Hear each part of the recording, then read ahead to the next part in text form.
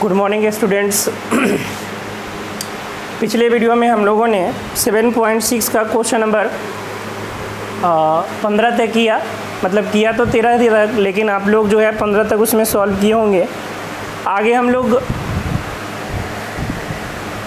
Question number 16 से देखें तो जो 16 से है वो आपका टाइप चेंज हो रहा है, और टाइप क्या है वो आपको हम बता दें, फिर से याद दिला दें। हमने आपको फार्मूला में बताया था कि ई पे power x f x plus F dash x, अगर ये होता है ई पे power x into f x plus F dash x, अगर ऐसा होता है तो इसका जो इंटीग्रेशन होता है वो ई पे power x into f x होता है। ई पे power x into f x होता है, प्लस में सी आप दे सकते हो क्योंकि अनिश्चित समाकलन है ना। तो यही फार्मूला पे आपका जो है क्वेश्चन नंबर 16 से लेकर क्वेश्चन नंबर 20 तक का इंटीग्रेशन है। क्वेश्चन नंबर 16 से क्वेश्चन नंबर 20 का जो इंटीग्रेशन है वो सभी इसी फार्मूला पर आधारित है, ठीक है। तो क्वेश्चन नंबर 16 देख ले, कह रहा है ई पे power x into sine x plus cos x, sine x plus cos x. तो आपको दिख रहा होगा कि सर अगर ये एफ एक्स है तो ये एफ डैश एक्स है, अगर ये एफ एक्स है तो ये एफ डैश एक्स है। अब कहोगे सर अगर ये एफ एक्स है तो ये भी तो एफ डैश एक्स है, नहीं। कॉस एक्स का अवकलज कौन होता है? माइनस साइन एक्स होता है, और साइन एक्स का अवकलज कौन होता है? कॉस एक्स होता है। तो यहाँ पर जो आपका एफ एक्स है वो कौन है? साइन एक्स है, इसलिए तो एफ डैश एक्स कौन है? एफ डैश एक्स कौन है? कॉस एक्स है। एफ डैश एक्स कौन है? कॉस एक्स है। इसीलिए ई पे power x sine x plus cos x का जो इंटीग्रेशन होगा वो क्या हो जाएगा? ई पे power x into f x. F x कौन है? साइन एक्स है, तो f x sine x plus c, है ना। तो ये जो कॉन्सेप्ट है बेसिकली आपका जो है ऑब्जेक्टिव के लिए है। देख रहे हैं एक लाइन में आप देख के आंसर बता दोगे, तो ऐसे 2 नंबर में एक बार पूछा गया, बाकी बार ऑब्जेक्टिव भी पूछे जाते हैं। और पहले जब पैराग्राफ पूछा जाता था 2011-12 के समय में, तो ये पैराग्राफ में इतना देकर और इस पर 3 क्वेश्चन आते थे, जो सिस्टम अब हट चुका है, ठीक है। तो आपको याद रखना ये कि ई पे power x into f x plus F dash x का इंटीग्रेशन है, तो ई पे एक्स इंटू एफ एक्स होगा, ठीक है। तो एक क्वेश्चन और कर ले इसमें जो अलग अलग करने वाला है, question number 17।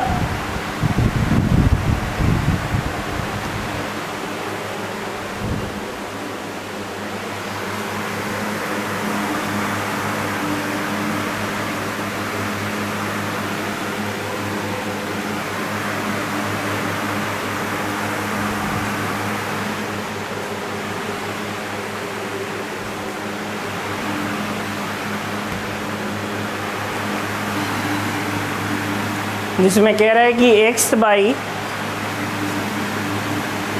1 plus x into e पे power x by 1 plus x का होल स्क्वायर। तो ऐसे केस में जब भी e to the power x 1 plus x square 1 minus x square minus 1, है ना, सॉरी एक्स माइनस 1 का होल स्क्वायर, इस तरह के स्ट्रक्चर में बना हो ना, तो आपको अलग कैसे करना है वो सीखिए ज़रा। ऐसे केस में आपको नीचे जैसा ऊपर बना लेना है, यानी नीचे जिस चीज़ पे पावर है ना उसके जैसा ऊपर बना लेना है। नीचे किस चीज़ पे पावर है? 1 प्लस एक्स पे, और ऊपर हमारे पास क्या है? सिर्फ एक्स है, तो हम नीचे जैसा बना लिए, 1 प्लस एक्स लिख लिया अपना मन से, क्योंकि नीचे क्या था? 1 प्लस एक्स था, तो 1 प्लस एक्स तो अपना मन से लिख लिया, लेकिन हमारे पास था क्या? हमारे पास x था, और एक्स्ट्रा कौन आ रहा है? 1 आ रहा है, तो इस 1 को हटाना पड़ेगा। इस 1 को हटाने के लिए हमने क्या कर दिया? -1 कर दिया, ठीक है। कोई फर्क नहीं पड़ा, 1 जोड़ दो 1 घटा दो, कैंसिल हो जाएगा, है ना। अब यहाँ के बाद क्या करना है? आपको अलग अलग कर लेना है, यानी ई पे पावर एक्स इसके साथ अलग करेंगे 1 plus x by 1 plus x का होल स्क्वायर, और -1 बाई 1 प्लस एक्स का होल स्क्वायर dx।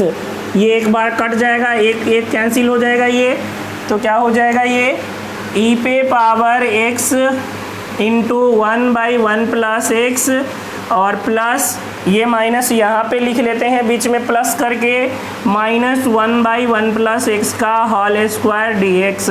ऐसा क्यों किए? क्योंकि आप सभी को पता है कि 1/x का डिफरेंशिएशन, 1/x का अवकलज क्या होता है? 1/x का अवकलज -1/x² होता है।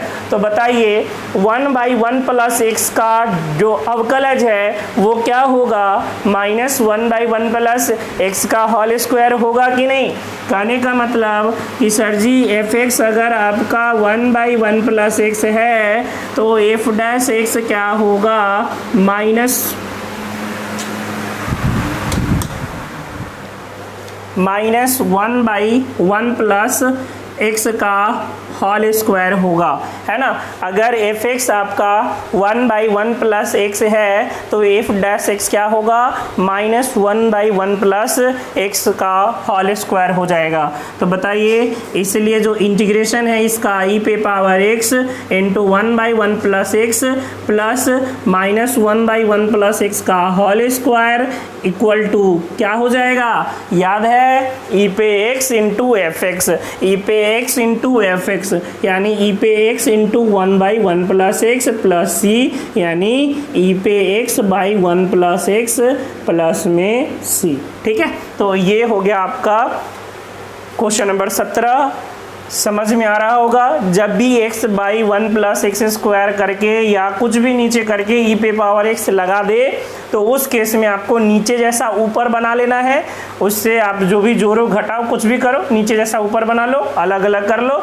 एक आपका f(x) बन जाएगा और एक क्या बन जाएगा? f'(x) बन जाएगा। ठीक है, ये ऐसा क्वेश्चन आपको जो है दिया है। एक और क्वेश्चन है इसमें, क्वेश्चन नंबर 20। ठीक है, जो आपका क्वेश्चन नंबर 17 है उसी के जैसा 20 है, तो ये हो जाएगा। 19 भी आपसे हो जाएगा। 18 देख लो, उसके बाद जो भी क्वेश्चन इसमें 2-3 बचे हैं वो सब आप लोग सॉल्व कर लोगे। ठीक है,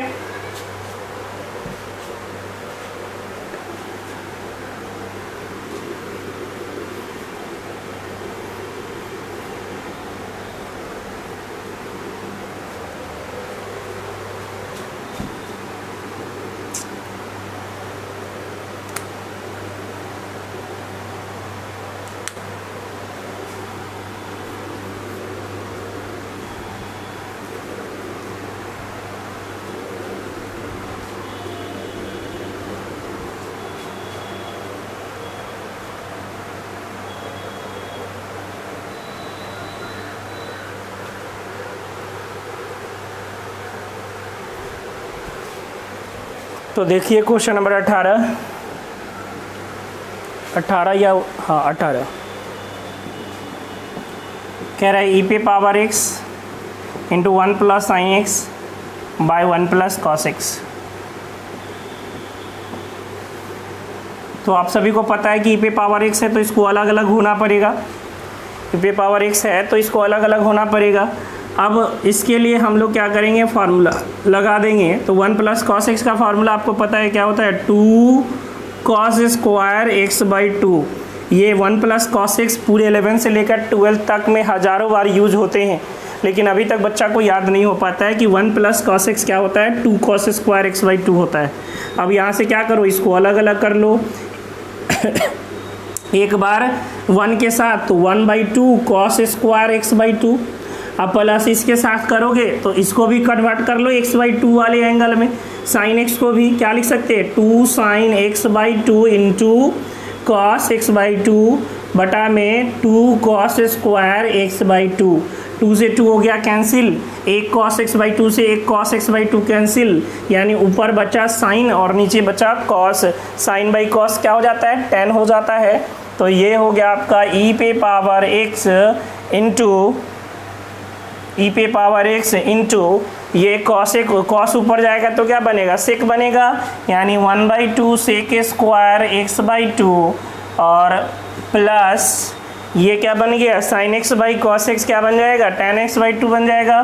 तो ये tan x/2 हो गया इंटू dx, यानी इसको लिख सकते हैं e⁻x into tan x/2 plus 1/2 sec² x/2 dx। तो आप सभी को पता है कि सर tan x/2 को डिफ्रेंशिएट करेंगे, tan x/2 को अवकलित करेंगे, क्या मिलेगा 1/2 sec स्क्वायर x/2 मिलेगा। tan x का अवकलज क्या है 1/2 sec स्क्वायर x/2 है, यानी fx अगर हमारा tan x/2 है तो f' कौन है, f' कौन है 1/2 sec स्क्वायर x/2 है। इसलिए e पे power x into tan x/2 plus 1/2 sec square x/2 को अगर हम लोग इंटीग्रेट करेंगे तो क्या मिलेगा e पे x इंटू एफ एक्स यानी tan x/2 प्लस c। ठीक है, तो ये हो गया आपका क्वेश्चन नंबर 18। क्वेश्चन नंबर 19 आपसे हो जाएगा 20-17 के जैसा है। क्वेश्चन नंबर 21 e पे power x into sine x, पिछले वीडियो में ही बता दिए थे, है ना, पिछले वीडियो में बता दिया है। ठीक है, e पे पावर आपको याद होगा e पे power x into sine x, ये क्वेश्चन हमने आपको बताया था पहले ही, तो इसमें यहाँ लगा दिया 2x, तो बन जाएगा आपसे ये। ठीक है, तो क्वेश्चन नंबर 20 भी आपसे हो जाएगा, क्वेश्चन नंबर 21 भी हो जाएगा आपसे। और आखिरी क्वेश्चन जो 22 है तो वो फार्मूला है, सभी को पता होगा कि sine inverse 2x/1 plus x square, ये किसका फार्मूला है, ये फार्मूला है 2 tan इनवर्स x का, और 2 को बाहर लेके tan इनवर्स x का इंटीग्रेशन आपको बता दिया गया है ना। क्वेश्चन नंबर जो है आपका 13 में tan इनवर्स x का इंटीग्रेशन हमने आपको बता दिया है, तो यहाँ से आपका 22 नंबर भी हो जाएगा। और एक प्रॉब्लम वाली बात ये है कि क्वेश्चन सेम क्वेश्चन एनसीईआरटी में बना के और फिर वही क्वेश्चन केसी सिन्हा का जो है आप लोग डाउट पूछते हो। ठीक है, तो ये बहुत गलत बात है। अब जैसे इसमें tan इनवर्स x आ गया और फिर दोबारा tan इनवर्स x आता है तो बच्चे पूछते हैं बताइए, जबकि एक बार बन चुका है। तो जो क्वेश्चन आपको वीडियो में बताया गया है उसको सही से समझिए, बार बार उसी को रिविजन कीजिए, है ना। एक बात कहा गया है खासकर मैथ के लिए कि 100 क्वेश्चन बना रहे हो और उसमें आपको 10% भी आपके पास नहीं है, लेकिन 20 क्वेश्चन बना रहे हो और उसका 100% आपके पास है, तो निश्चित है ज़्यादा अच्छा क्या होगा 20 क्वेश्चन बनाना। ठीक है, तो आप पूरा केसी सिन्हा का 1000-1500 क्वेश्चन बना लो और पता चले कि आपसे फिर वो तीसरा बुक में मिल जाए वही क्वेश्चन तो नहीं बना, तो कोई फायदा नहीं 1500 क्वेश्चन बनाने का। ठीक है, हमने पहले भी आपको कह दिया है कि आपके पास अगर केसी सिन्हा का बुक नहीं, कोई बात नहीं है, इंटीग्रेशन एनसीईआरटी सफिशिएंट है और प्लस मेरा असाइनमेंट आपको हमने वादा किया था, वो वादा हम पूरा करेंगे। आपका हमने कहा था 100 ऑब्जेक्टिव इंटीग्रेशन का, आपको पता होगा 10 दिन पहले हमने 120 क्वेश्चन टाइप कर दिया आपके इंटीग्रेशन का। ठीक है, हमने आपको कहा था 2 नंबर वाले 100 क्वेश्चन देंगे। ठीक है, 50 क्वेश्चन कल हम 2 नंबर वाला टाइप कर दिए हैं इनडिफिनिट का, आज हम डिफिनिट का कर देंगे। तो जब इतने क्वेश्चन मेरे असाइनमेंट से हो गया, एनसीईआरटी हो गया, तो फिर केसी सिन्हा का जरूरत ही नहीं। ठीक है, हम ये नहीं करें कि नहीं बनाइए, आपके पास है बनाइए, लेकिन वैसा क्वेश्चन जो यहाँ चल चुका है या उसी टाइप का क्वेश्चन चल चुका है और फिर आप केसी सिन्हा में पूछ रहे हो, तो उसका मतलब है कि आप में कोई इंप्रूवमेंट नहीं हो रहा है। ठीक है, तो इस बात को समझिए। तो क्वेश्चन नंबर 22 कंप्लीट हो गया। इसी के साथ आपका एक्सरसाइज 7.6 जो है कंप्लीट हो गया। 2 ऑब्जेक्टिव है, आशा करते हैं कि आप ऑब्जेक्टिव बना लोगे। 23 नंबर जो है वो आपका विस्थापन विधि से, प्रतिस्थापन विधि से x³ को मान लोगे t, इससे पहले भी आप कर चुके हैं ये क्वेश्चन। ठीक है, और क्वेश्चन नंबर 24 देख लीजिए। क्वेश्चन नंबर 24 जो कि आपसे बन जाना चाहिए, फिर भी हम बता दे रहे हैं।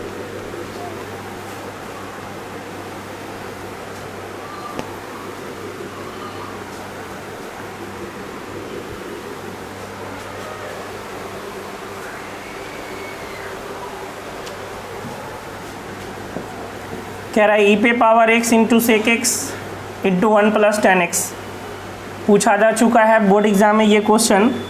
ठीक है, तो हमें तो सिर्फ e पे पावर x चाहिए, जो बाहर है उसको अंदर कर दो, तो ये सेक एक्स से 1 में गुना होगा, क्या हो जाएगा सेक एक्स, और प्लस ये क्या हो जाएगा sec x into tan x। तो हम लोग इस e पे पावर x वाले में क्या खोजते हैं, एक एफ एक्स खोजते हैं, एफ डैश एक्स खोजते हैं। तो आपको पता है कि सेक एक्स का अवकलज कौन है, sec x into tan x है। सेक एक्स का अवकलज कौन है, sec x into ten x है, तो सेक एक्स को डिफ्रेंशिएट करेंगे तो sec x into ten x मिलेगा, यानी ये अगर एफ एक्स है तो ये आपका क्या है, एफ डैश एक्स है। तो बताइए इसका आंसर क्या हो जाएगा, ई पे power x into sec x plus c. ठीक है, ई पे power x into sec x plus c, क्यों, क्योंकि अगर ये एफ एक्स है तो ये क्या है, एफ डैश एक्स है। ऐसे ही क्वेश्चन पूछे गए हैं एग्जाम में, इधर 2 साल थे तो 2 साल से खूब पूछे जा रहे हैं, जैसे ई पे पावर एक्स इंटू 1/x और 1 प्लस लॉग एक्स। ठीक है, 1 प्लस एक्स लॉग एक्स, ये क्वेश्चन पूछा गया। बताइए तो 1/x को जब हम लोग अंदर भेजेंगे तो ये तो 1/x हो जाएगा और यहाँ x कट के क्या हो जाएगा, log x हो जाएगा। आप सभी को पता है कि सर अगर ये fx है तो ये f डैश x है, ये अगर fx है तो ये क्या है, f डैश x है, यानी इसका आंसर क्या हो जाएगा, e पे x इंटू लॉग एक्स हो जाएगा। ठीक है, तो इस कॉन्सेप्ट को आप बढ़िया से समझ लो, ये एक तो कम से कम एक ऑब्जेक्टिव में आपको देखने को मिलेगा ही मिलेगा, 100% गारंटी है। ठीक है, इतना इम्पोर्टेंट है ये।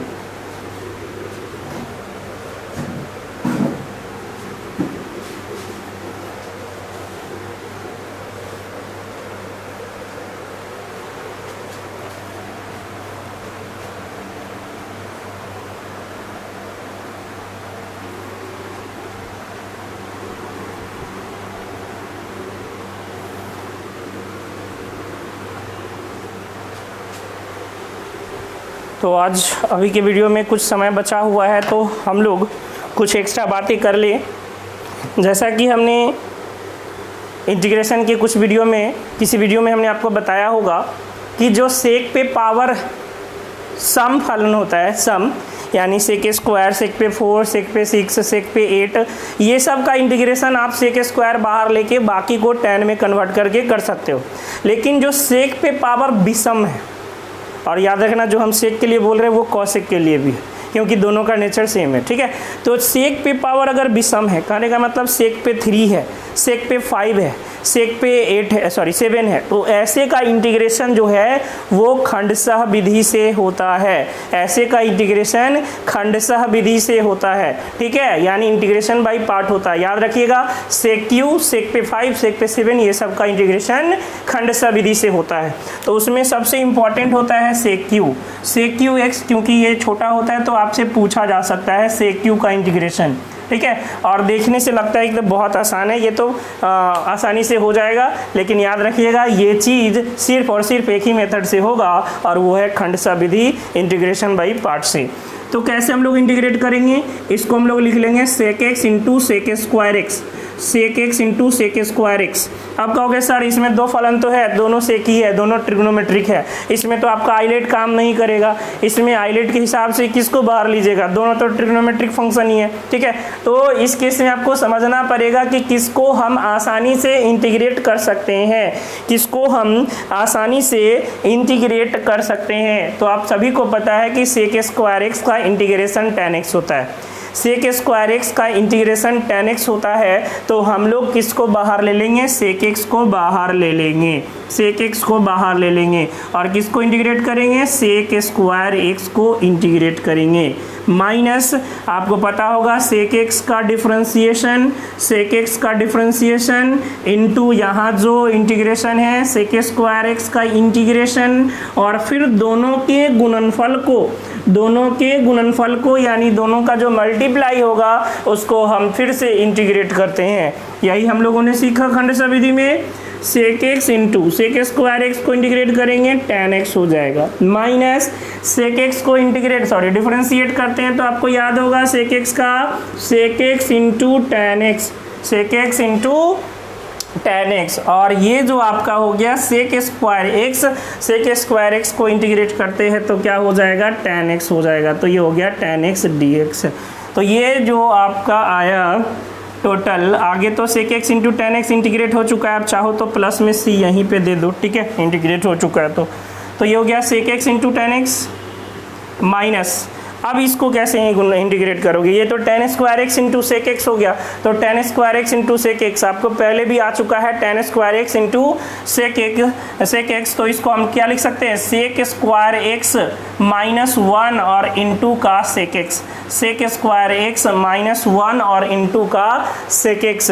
और हमें लगता है कि इसकी जगह आपको रखना पड़ेगा, तो इसका नाम आप क्या ले लो, आई ले लो, क्योंकि एक टर्म फिर से ये आएगा तो उसकी जगह आप क्या रख लेना, आई रख लेना। ठीक है, तो यहाँ से ये हो गया आई चल रहा है ना, ये आई है sec x into ten x, और इसको गुना करोगे तो ये माइनस का sec Q x d x, और ये minus minus plus sec x into d x.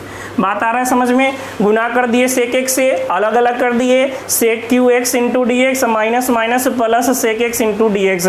और देखिए सेक क्यू एक्स ही क्वेश्चन था, सेक क्यू एक्स का इंटीग्रेशन ही, इसलिए हमने उसका नाम आई मान लिया ताकि हम उसकी जगह आई रख सकें। प्लस में सी चलेगा ही क्योंकि इंडिफिनिट इंटीग्रेशन है। तो ये हो गया I equal to sec x into ten x minus sec Q x का इंटीग्रेशन की जगह क्या रख सकते हैं? आई रख सकते हैं। और सेक एक्स का इंटीग्रेशन तो आप सभी को पता है, log mod under ten x by two plus C.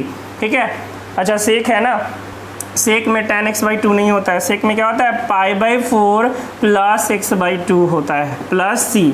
या आप लिख सकते हो log sec x plus tan x, है ना, log sec x plus tan x भी लिख सकते हो। तो ये आई इधर आएगा तो कितना आई हो जाएगा? 2i हो गया। 2i बराबर sec x into ten x minus one, ये तो आई उधर जाके प्लस हो गया, और plus log mod ten pi by four plus x by two plus c. ठीक है, तो 2 से डिवाइड हो जाएगा तो i equal to 1/2 sec x into ten x, और इसमें भी डिवाइड होगा तो 1/2 log tan pi by four plus x by to.